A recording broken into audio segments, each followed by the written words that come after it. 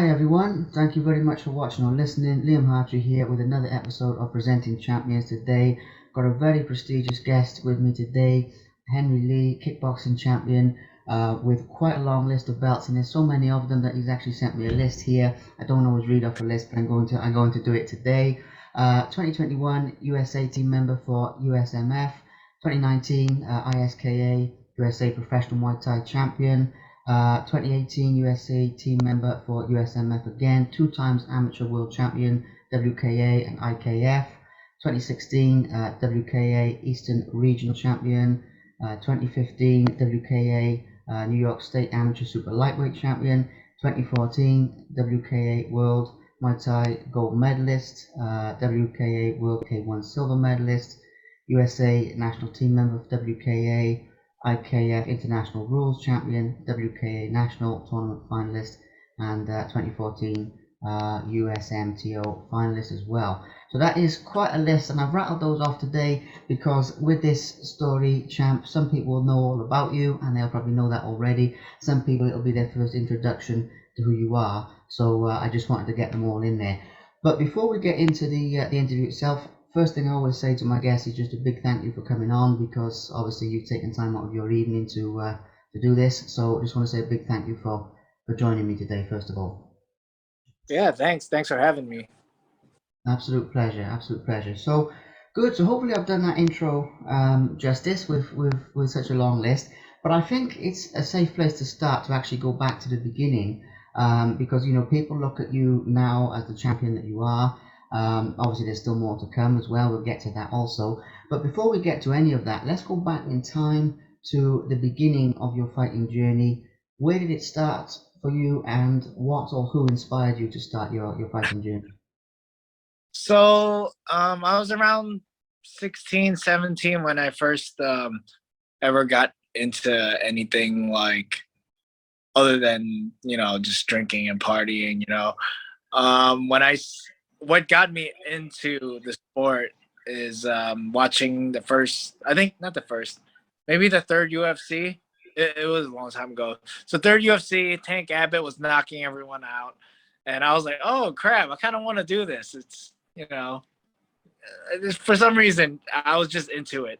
And all my friends are like, you're crazy, this and that. And then, yeah, like eventually I got financial aid for college. I took the money. I was supposed to buy books, but I ended up spending it at the only martial arts gym in New York that I found. And after that, I fell in love with like Muay Thai, kickboxing. So from there, first I wanted to do MMA, but then I switched off and just stuck with kickboxing and Muay Thai. Amazing, yeah. So that's where it started. Okay, and obviously, I like to get into the process the champions go through, in terms of the growth process. So obviously, you got into it, you were training, and you were starting to learn the skills. At what point did you begin to realize that I could really sort of go far in this? I could really do something with this. In those early days, did you always have that belief, or was there a point where it sort of dawned on you that I could become like a champ here? Um, I felt in the beginning I've always wanted to compete. It took a bad ex-girlfriend who pissed me off and just forced me to I'm like, oh, I need to let this out. Let me just get a fight. And I contacted a, a promoter who became my coach at that time, Crew Willie. Shout out to you.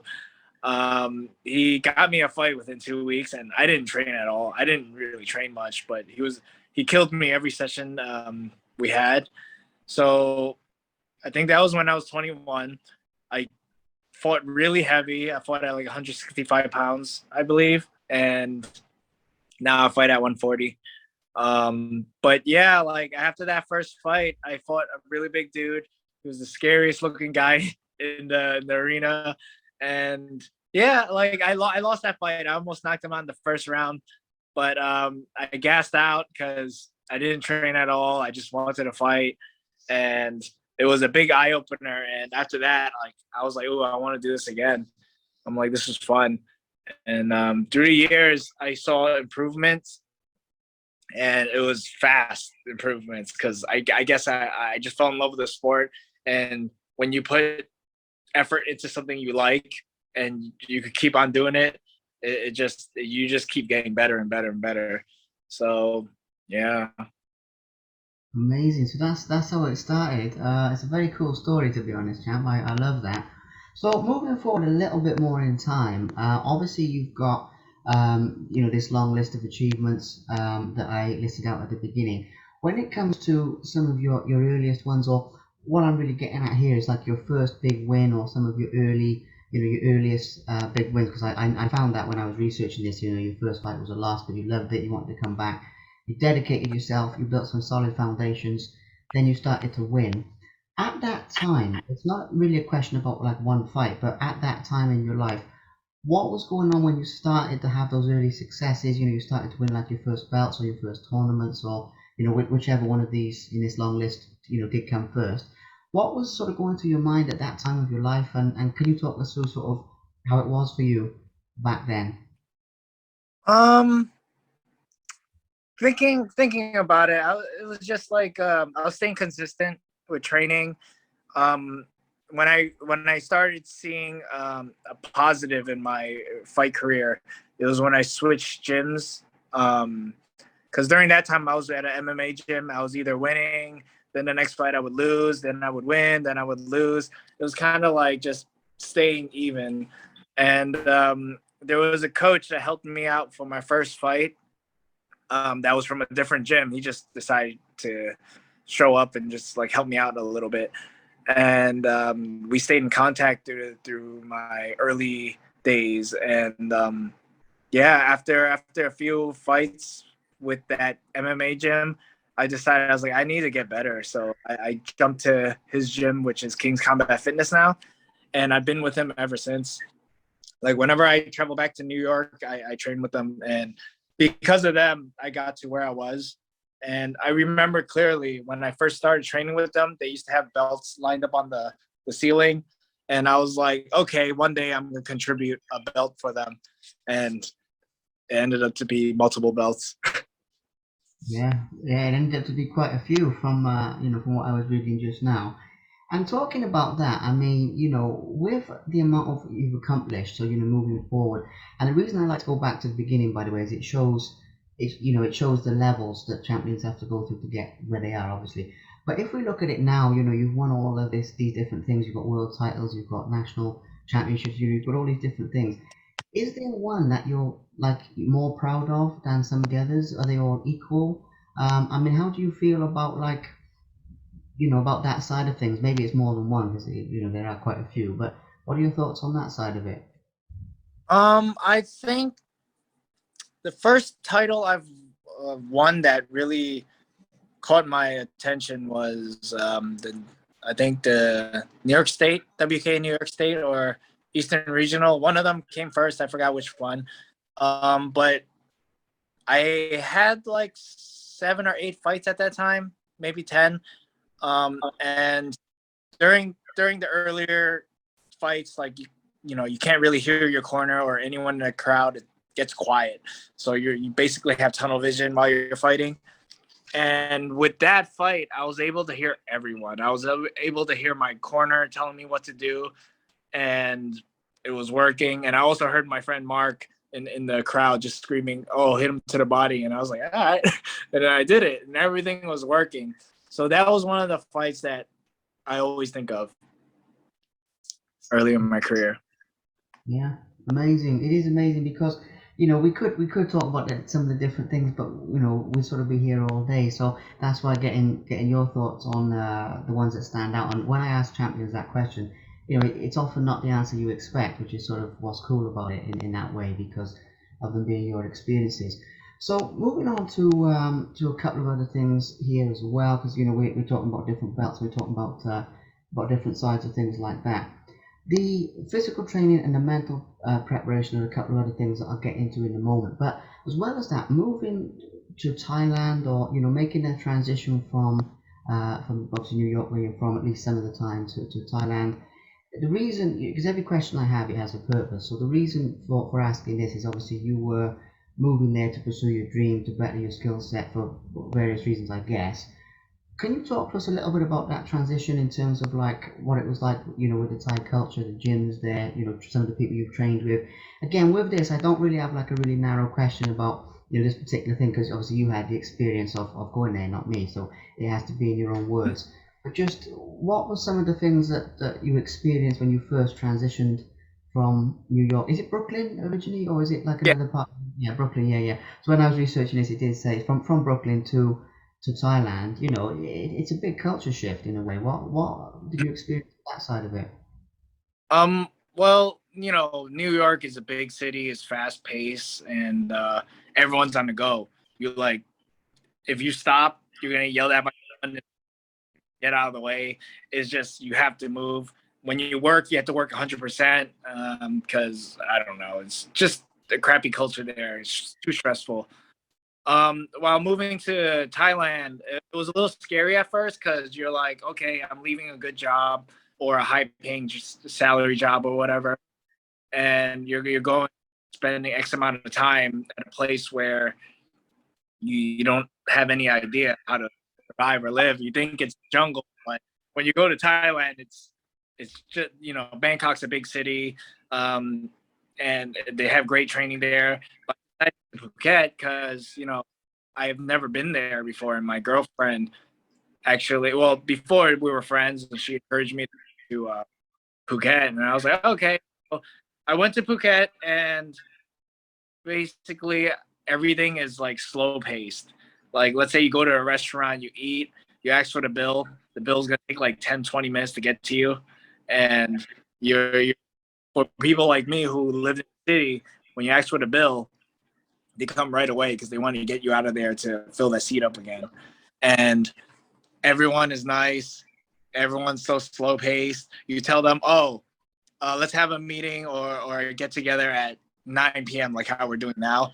They'll show up 9:30, 9:45, and it'll be okay because it's so slow paced. Everyone's nice and respectful. Even if there's people that are being disrespectful, they'll smile still and try to keep up with the being nice. It's just not in their blood to be mean. There's some bad eggs, but that's everywhere. Yeah, very much. Yeah, it's a very cool, very cool contrast, that you've described there, and that was part of what interested me about it is, the transition is, it's quite a sharp contrast indeed. So that's very cool. Another thing as well, one of the things that I came across when I was sort of researching for this, and obviously I'd heard about you and your fights, but when I was preparing for this, I did a bit more reading up on a few things. And there was something I came across, I think it was on your Facebook or it was maybe in an article, I can't remember, but it was words to the effect that when you go into a fight, you just love it. And sort of whether you win or lose or whatever, you're still happy anyway, type of thing. It was something along those lines, right? So that Yeah. led me to think that it's an interesting thing to get into the mental side of competition as well as the physical side because Muay Thai, I mean, it's a very tough sport, it's a very brutal sport as well. I speak to fighters all the time who've competed in all different things, MMA, boxing, like K1, not without the elbows and the knees and all that. And they always say that Muay Thai is pretty much one of the toughest. So, but it still led me to think about the mental side. When you're going into a big fight and you're like on the build up to it, or you're in like a fight week or whatever, what is going through your mind? I mean, how do you sort of stay so positive with it? You get where I'm coming from with this one because it's quite, I love the outlook that you have on it. So I just wanted to get a little bit of an insight into that basically. I think we'll break it down from training to the fight. So in the beginning, you get the owner of the gym will come to you and be like, "Hey, do you want to fight so and so? He's used to be a Lumpini champion or a Rajadamnern champion, and it's a big name." And so, of course, like any fighter would take that. So the goal there just started. You get motivated, you train hard. In the beginning, your training's great, but towards the middle and the end, it's basically you're not even focusing on the fight. You're focusing to survive the training camp because you could train for like 4 to 5 hours a day, and it's really taxing on the body. So mentally, you just have to get through the training camp. Towards the end is when you could relax a little bit, but it's still hard. And that's when you start focusing on what your game plan is sometimes, or just going through the motion. So basically, in the beginning training, you have to be real with yourself. If you give it 100%, you also gotta make sure you give like 50% on recovery, because if you don't recover or eat enough, you're in a lot of trouble. um, so now after training, the next step is making weight, where you don't even think about the fight. You just think about the number on the scale, and your goal is to hit that number and get the fight on. For me, I don't really get nervous anymore. It doesn't matter who it is. It could be like, I don't know, the world champion of every sport. I probably won't even get nervous. Maybe a little bit walking into the ring, but even before that, I'm pretty chill. My mindset is, just do your best, give it your all, and if you lose, you lose. It's okay to lose as long as you're humble with your wins and loses. I think that's the main thing, because a lot of people live in a culture of, the MMA culture, where you have to be number one to make all this money. Muay Thai, there's not much money in the sport. The biggest fight I ever got paid was like 30,000 baht, which is 1,000 US dollars, and that's nothing. But it's pretty good here. It's all about the love for the sport. So if you have a mindset where it cripples you when you lose, it kind of like pushes you away from training. And like, if you win, you lose, I like telling people it's okay, as long as, you learn from it and you try to get better each time. It's kind of like a cliche of people like, oh, it's either you win or you learn. Winning and losing, no matter what, you have to learn. Like, you could beat everybody, and if you don't experience a loss, you're kind of not learning from that experience. But like, my first fight, I lost that fight. It made me into a better fighter, because one, I gassed out, my conditioning was horrible, and now my gas tank is great. Like, I make sure that I do not get tired at all. So you have to learn from every fight. If you get knocked out in the first 2 seconds, it's, there's nothing you can really do. You just gotta be sure to start a different way. And it's always a learning experience, and that's what's really fun about fighting. It's dangerous, yes, but everything you do leading towards the fight, it's a feeling that not a lot of people can get. And I tell people, just enjoy the moment, because every fight's different, every training camp is different. Yes, it sucks at the moment, but thinking back later on, like, it's great memories. And also, you meet great people. Like, your opponents aren't evil here. Like, they don't want to kill you. They want to win. Yes, everybody wants to win. But at the end of the fight, they shake hands, they smile at you, and they ask if you're okay. They check on you. Unlike the States, some people do that, but some people, they just showboat too much when they win. They jump on. I understand that. Just don't do it too long. Yeah, yeah, I get you on that. I get you on that. I've seen that, being at fights, or because I do a lot of the media for fights as well, like the photography, filming, and all that sort of thing. So when you see that type of thing, I get where you're coming from. But it's something that I love about Muay Thai as a sport is there's a lot more philosophy behind it. There's a lot more respect, but at the same time, the best fight the best without too much concern for losing. It's not like, don't get me wrong, like MMA and boxing, I love those sports, but for different reasons. But at the same time, there's still a lot of like people ducking people and people trying to have the perfect record, and there's a lot more political stuff going on, and a business side. Whereas with the Muay Thai, it seems to just be the real deal, basically, which is very, very cool. Talking about the physical training, though, now obviously some people watching this will know all about this, and there'll be probably fighters and fans watching this in equal measure. But the training I've heard about, the various stories from different fighters in Thailand, is very, very, very intense. I mean, I've heard stories about people being, physically ill from, like what they put in their body through, and people practicing like some of the kicks so much that like the skin on the bottom of your feet like wearing away, and all these sorts of things, and people toughening their shins on, hard objects. I don't know how much of it, really goes on, because different people tell you different things.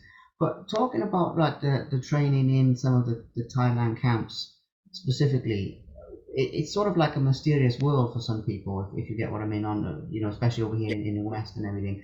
So can you give us a little bit of an insight into some of that, into some of like what goes on in camp? Obviously, don't give too much away about your game plans or anything, but just in terms of like the build up to it, that would be a really cool insight to get as well. I give away everything, like people can watch me hit pads or train or spar. Everyone, like, I don't watch people train or hit pads anymore, because it's basically when they get into the ring, it's completely different.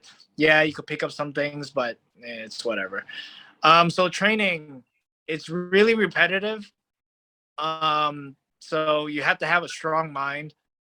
So let's say Monday through Saturday, early morning run. Fighters have to run before class starts, so basically an hour and a half of running. Some run faster than others, but there's I think our gym runs 12 kilometers. Some people run it faster than others.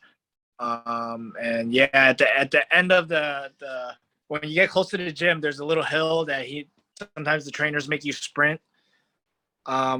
Yeah, so after that run, after the hour run, starts the class. You skip rope for like 20 minutes. After skipping the ropes, you stretch, for 5 to 10 minutes, and then everyone wraps their hands, shadow box. Sometimes you start sparring right away, or you hit pads right away, or you do the bags. If it's a big class, you basically bag first, and then jump into sparring, and then hit pads at the end. Sometimes after pad work, you'll clinch, and then when all that training's done, you do like 300 knees on the bag, 50 kicks or so, and then you do like body weight exercises like pull-ups. In between all the rounds, you have to do push-ups. So basically at the end is when you do pull-ups. I think the first, if you're new there, you do 50 in the morning. You break it up however you want. As long as you hit 50, you're fine. And then you do 300 sit-ups or ab workouts, any type you want. And then sometimes there's little kettlebells or little light weights where you have to do a little bit of lifting. If your neck is weak and they see that during clinching, they'll make you, bite onto a plastic tube that's tied onto some weights, and then you do a bunch of neck exercises, which isn't fun in the beginning because it's really painful. So after that, that's about 3 hours, 2.5 to 3 hours of work. You're done for the morning. You go home, eat a little bit or eat a good amount if you need, rest, then come back for the evening session. The evening session, it's a little shorter run, about half an hour. You get back, same exact thing. You start skipping rope. Sometimes they'll make you sprint across the gym a few times, and then it's just basically the same thing in the morning, but maybe longer clinch. And then after class, they like to do a little cool down sometimes. So you jog, a light jog around for like 10 minutes. And yeah, that closes out for one day. Our gym Saturdays afternoon is only sparring. So we'll do like 5 rounds or 6 rounds of Muay Thai sparring, and then 3 rounds of boxing. And then finish up class the same way, 300 knees, pull-ups and stuff. But like I said, it's really repetitive, and you just gotta suck it up and mentally push through. And if you're not a fighter and you're trying to do the classes, I tend to see the classes get smaller towards the end of the week because everyone's body's destroyed. And yeah, eventually you'll build up a tolerance where you could do it, and it's fine. Yeah. It's incredible. I mean, it's an amazing insight into that world, because obviously I ask this of a lot of people in all the different fight sports, and it does vary. But particularly getting a feel for what it is actually in Thailand, it's a very cool thing, because like I say, some people will know that, some people will have done it or they are doing it, but for some people it'll be a totally new thing. So sort of opens up that mysterious world for people. Another question that comes up in a lot of, most probably fight interviews that I do by fan request, actually, more than by my own doing, is about toughest fights. Now, when I ask this, obviously, the toughest fights that people have had, it comes in different forms, because sometimes it can be something that was going on, outside of the ring that affects the fight. Sometimes it can be the fight being very technical, and it's not about it being brutal at all. It's about the technicality, like a chess match. Sometimes the fight is just grueling, and I look at some people and I think, how did you survive that? So it depends on the situation. For yourself personally, is there someone who stands out as being like the toughest opponent in any way, whether it's technical, whether it's power, whether it's something else? You get where I'm coming from with this one. Yeah. Oh, firstly, let me go back to the gym thing. My like every gym in Thailand trains a little differently. So another gym could be clinching for 40 minutes instead of like the last 20 minutes. So again, like just because I explained what my gym does doesn't mean another gym will do. But yeah, so let's go back to this question. The hardest fighter. So when I represented Team USA for the USMF in 2018, my first fight up in the beginning, like I knew I was really good at tournaments until I got to the IFMA World Championships. I thought I was gonna do pretty decent, and I trained really hard for the fight. I had a bunch of sponsors to help fund my trip, and I was unfortunately linked up to fight in the first fight of the tournament against this Belarusian who's won it like 3 or 4 times in a row. And it was my first time trying out that tournament. So I got in there. I was fighting at 7 kilos, which is about 147 pounds. And you're weighing in every day. So you wake up in the morning, you weigh in the morning. If you miss weight, you're out of the tournament. Actually, if you have a fight that day, you weigh in. So basically, you weigh in, you get a couple hours of rest, and then depending which brackets are up first, you start fighting. So I got linked up with him, unfortunately. And when we got in there, this guy was humongous. And I was like, how is this guy so big when you have to weigh in every day? But I found out that after every fight, and if they know they're fighting the next day, they'll put on the sauna suit right away and just start jogging right after the fight. So his name is Dimitri Varats. He's fought a lot of superstars, Thai superstars. And yeah, he was the toughest fight because one, I thought I was pretty good until I joined the tournament, and he had an answer for everything I did. So basically, he'll do something, then I'll do something, and he had an answer on top of that. And he just picked me apart pretty easily. And it's funny because every time I think back to it, I'm like, he could have knocked me out in the first round or the second round, but he knows how to. A lot of the Belarusians and the Russian world, they know how to do this tournament because they do it yearly. And he was making sure he wouldn't get injured, so he was playing. And yeah, he picked me apart pretty easily. It was shocking, and it broke my heart after the fight because I worked really hard for that fight, for that tournament. And because of that fight is what pushed me even more to come out to Thailand, because I realized that my experience compared to his experience was no way. Like we're on different levels. He was on a higher level because they do these tournaments every year, so they get like a bunch of fights every year. And in the States at that time wasn't much tournaments. There was only a few which I've done most of them.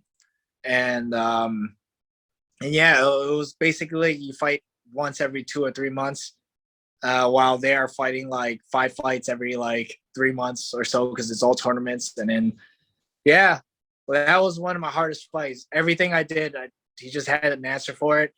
And yeah, there's no way I was winning that fight.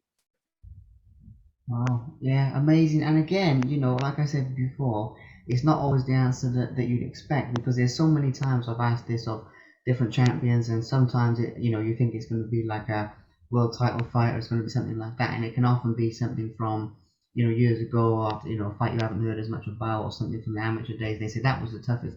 and it's very cool because you never get the answer that you expect. I think that's amazing. So moving into only a couple more things. Oh, also another thing. Yeah, After the second round, I wanted to throw in the towel.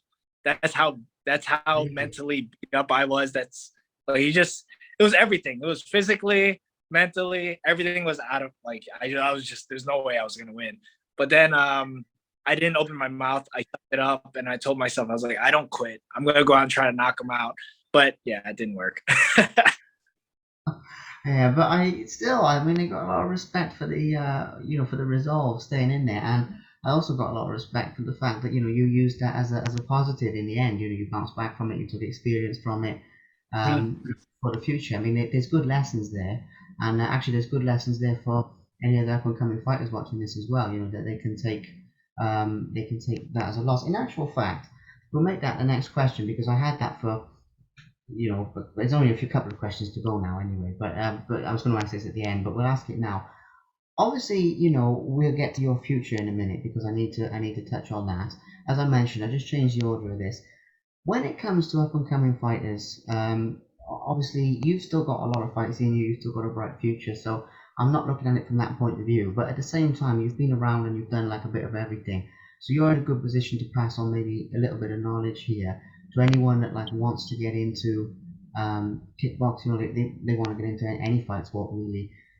Words of advice, words of wisdom for them. Now I know this probably is quite a big question, but if you had to pick like two or three things, like for cooking, like you've got to have the ingredients, the key ingredients to make it something. Somebody comes up to you, they say, right, I want to get into this, I want to be a champion, I want to do something like this with my life.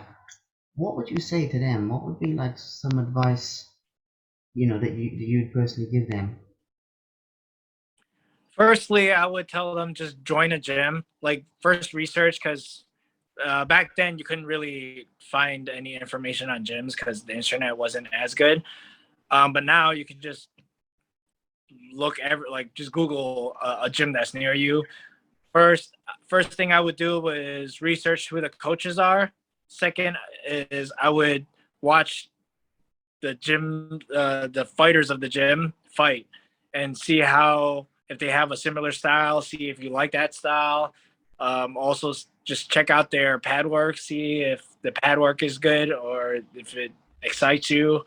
The whole thing about fighting for me is you're having fun. You're doing this for fun. You're not. If you want to do it for a living, great. But honestly, it's a passion of mine, and I do it because I really love the sport. Just yeah, don't do it thinking you're gonna make millions of dollars because that's just gonna make it like work, and no one really likes work. Um, I'm not gonna say no one, but like a few people hate their job. Love their jobs. Um, I would after researching, I would go to the gym. Most likely, gyms have a trial class where you could take a class for free. See how you like it. If you enjoy it, sign up. Um, don't be too hard on yourself. Everyone starts off a beginner, no matter what. Yeah, there's some gifted people, but again, just be consistent with it. Another thing is do train. Do the things that you don't like to do. Like I know a lot of people in the States don't really clinch as much. Um, I would say even if you don't like it, try your best to clinch as much as possible to learn the basics at least, or get good at the basics, because it could save your ass in a fight if the other person is really good to clinch. If you learn how to nullify everything and and get out of it, so you could get back into striking, then great. Yeah, just so second is do what you don't really like to do. Train it, get the basics down, and yeah. And number three is I say just learn from everything. Ask questions. I know some people aren't as patient, and they think one person's asking too many questions, driving them crazy. But again, if a coach really cares, he'll answer all your questions, and or tries his best to. Um, Yeah, so if you know of the coach and you talk to him and he's patient, he's going to be a good coach. And don't just give up so easily. You know, sometimes you got to suck it up and do whatever the coach says. But yeah, that's number 3. Number 4 is, what would number 4 be? I think, you know, just enjoy every moment. Be true to yourself. If you're really feeling beat up that day, take the day off. But if it's just something that, oh, you're feeling a little lazy, maybe try to move around a bit and get a little motivation to get back to the gym. Because it's really fun when you get to the gym. The hardest part is leaving your house where you're comfortable. Just get out there and walk around or something. But yeah, like stay consistent. I think training consistent is the best thing. Like, yeah, you get beat up one day in sparring. It's okay. It's just sparring. You know, it's not like a fight in the ring, you know. But yeah, don't be too hard on yourself. Mm. I love it. I actually love it. I mean, I knew that would be a good answer, but honestly, that was a really, really good answer because there was actually a lot contained in that, you know. And it's something that I love to do with these interviews because, you know, obviously it has a global reach, first of all. So there's people out there who will hear this in different places and maybe some of it will filter down and sort of help them. But as well as that, you know, it passes on knowledge as well as applying to fighting. Some of it you can apply to life as well, and you know there's life lessons in there. So you know on different counts, it's good in different ways. So yeah, really good answer, man. I love that. I love that. So last couple of things then, really before we wrap this up. So I know it's getting later into your evening, basically. So last couple of things. Um, Muay Thai has obviously a spiritual history as well, that some people sort of adhere to quite strongly. You know, some people think it doesn't really matter that much, and some people are sort of in the middle and what have you. So, your thoughts on that? And again, this is another thing that some people watching this, they'll really know the sport. They're the avid, you know, lovers of the sport, people who fight or people who at least watch it all the time. And some people, they'll be, you know, it'll be new to them. So again, for the people who's new to them, um, can you explain a little bit about like some of the spiritual history and how that applies in terms of like aspects of the respects between opponents and certain things, certain rituals? Again, you know where I'm coming from with this one. Yeah. So Muay Thai is basically, you know, Thailand's national sport. Mm. Um, it was used in war before, and eventually they brought into a sport. And in the beginning, it wasn't as let's say right now it's more technical and you win by points instead of going for brute knockouts. Back then it was more brutal, it was more aggressive. Now basically it's more of who can score better, because it's hard. It's, when you get to a level up like on where the superstars are, it's really hard to get a knockout. So you would really have to. It's basically a chess game.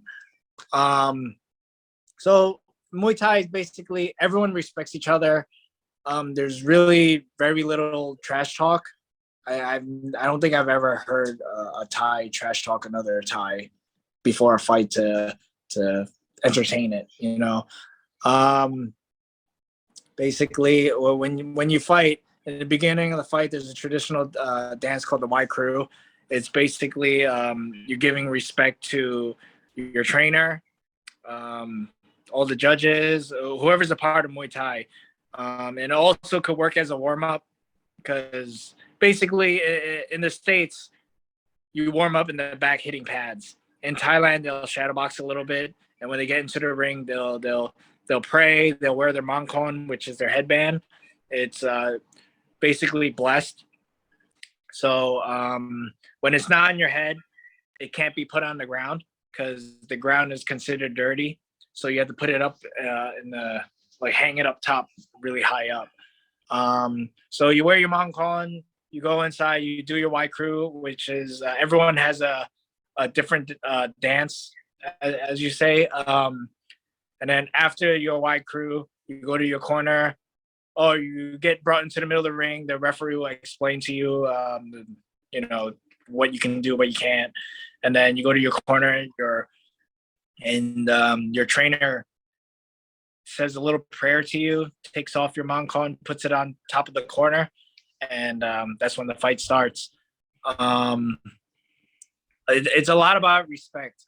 There's a few things that people don't do in a fight. I won't say that.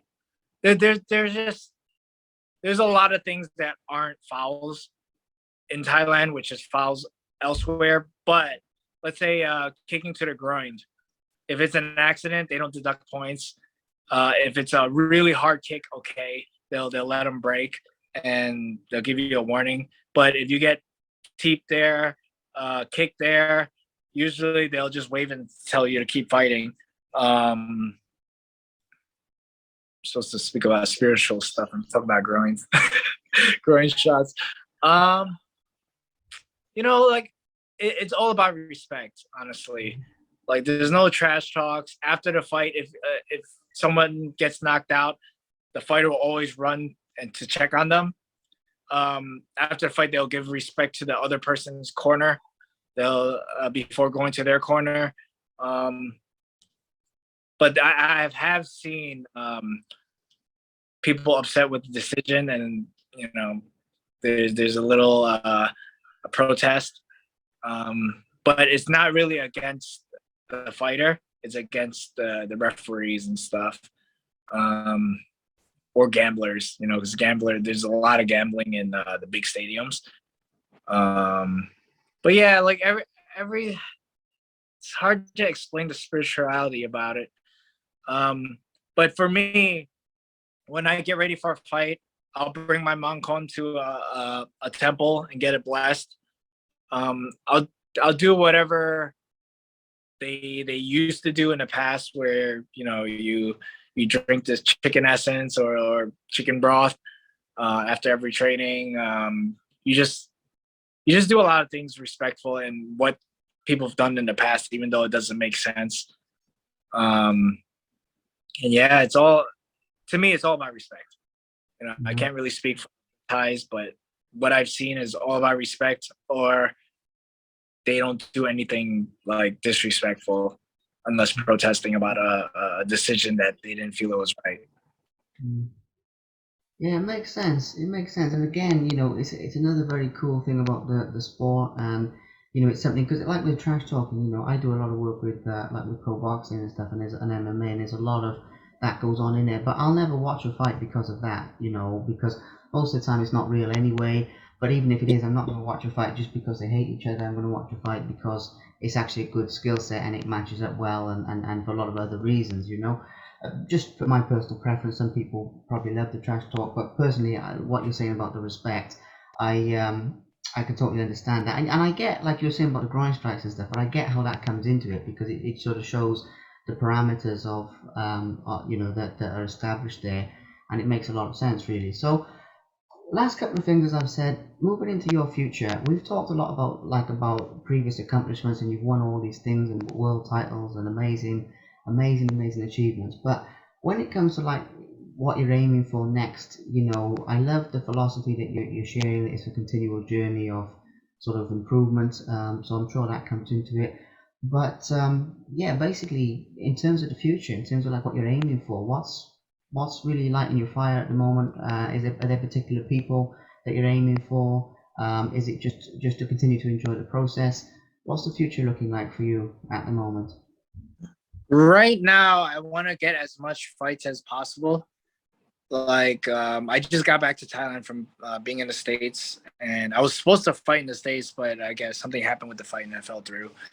But yeah, like the goal is to fight as much as possible before I can't anymore, and you just never know when it's time to call it quits or a serious injury happens to retire. So one thing is fight as much as possible. A big goal of mine, two goals that I want to accomplish is win a WBC title. And maybe if I have it in me to another tournament, I want to win at least one fight in the IFMA World Championships, because even though you're geared up, you have a helmet, elbow pads, shin guards, it's not easy. And for me to win one fight against a really good country would be amazing. I'd be happy with that. If I don't even win the tournament, like that tournament is to me one of the biggest things out there. Unless they bring it to the Olympics, and I don't think I'm ever going to get into the Olympics because I'm older now.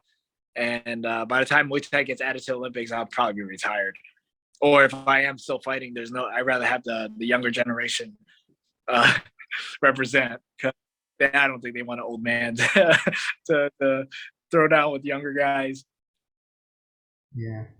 Well, fair enough. I mean, age is just a number at the end of the day, but I do respect I respect where you're coming from with that.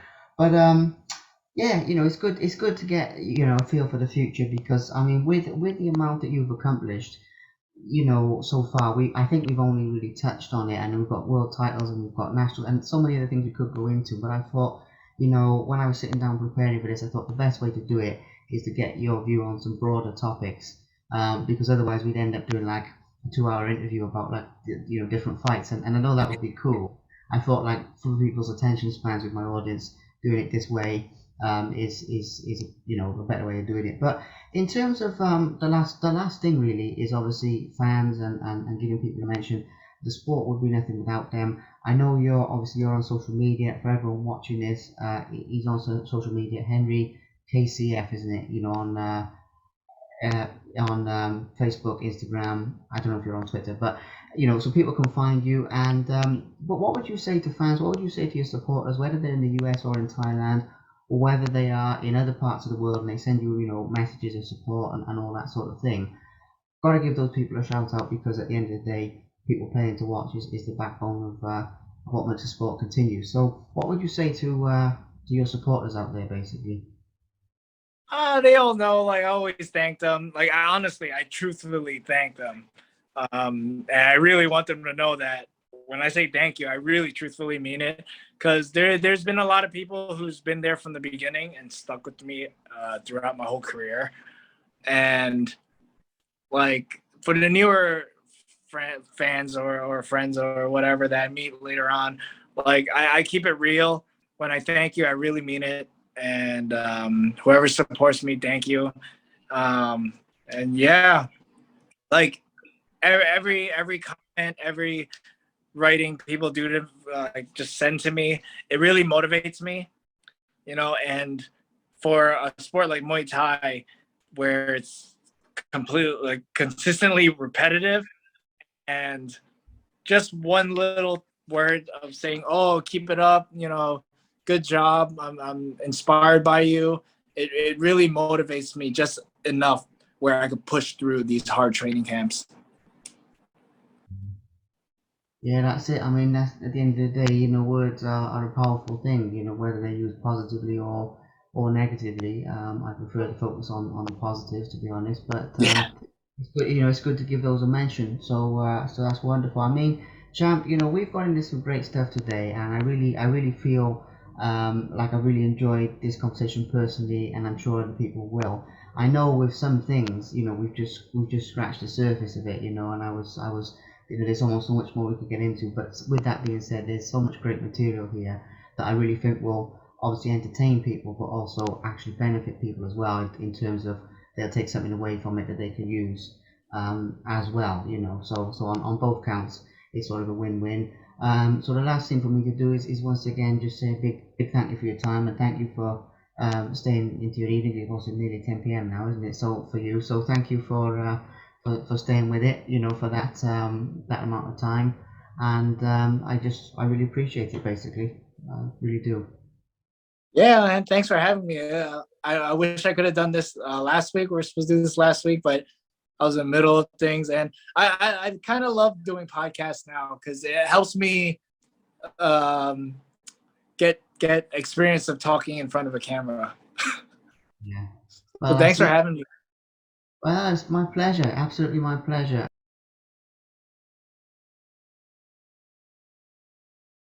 Thank you very much for watching. Please subscribe to the Simply Inspired YouTube channel, and there'll be more videos coming soon.